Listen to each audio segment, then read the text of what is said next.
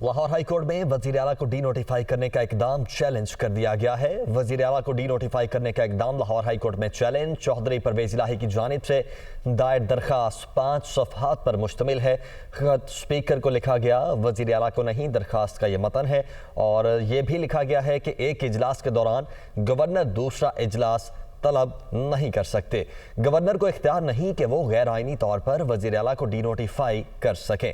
अदालत गवर्नर पंजाब के नोटिफिकेशन को कल अदम करार दे। मोहम्मद अशफाक इस वक्त हमारे साथ मौजूद हैं। अशफाक, तो ये दरखास्त दायर कर दी गई है? जी बिल्कुल, गवर्नर पंजाब की जानिब से वजीर आला चौधरी परवेज इलाही को डी नोटिफाई करने के इकदाम को लाहौर हाई कोर्ट में चैलेंज कर दिया गया है। वजीर आला पंजाब चौधरी परवेज इलाही की जानिब से ये दरख्वास्त बैरिस्टर सैयद अली जफर और आमिर सईद रां एडवोकेट की वसातत से लाहौर हाई कोर्ट में दायर की गई है।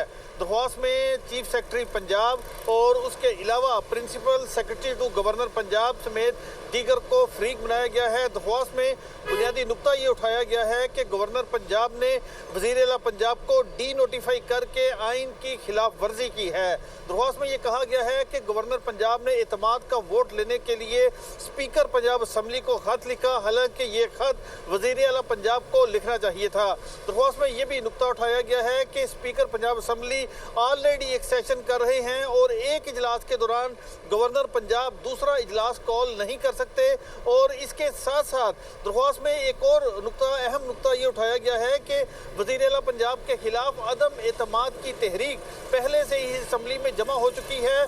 जब अदम एतमाद की तहरीक आ जाए तो इस दौरान भी कोई और जो एजेंडा है वो नहीं आ सकता।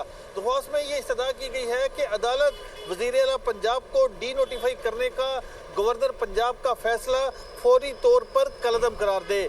ये दरख्वास्त लाहौर हाई कोर्ट में दायर कर दी गई है। इस वक्त अर्जेंट सेल जहां पर ये दरख्वास्त दायर की गई है वहां पर आमिर सईद रां एडवोकेट मौजूद हैं और एडिशनल रजिस्ट्रार से इस्तदा कर रहे हैं कि इस दरख्वास्त को आज ही समाअत के लिए मुकर्रर किया जाए।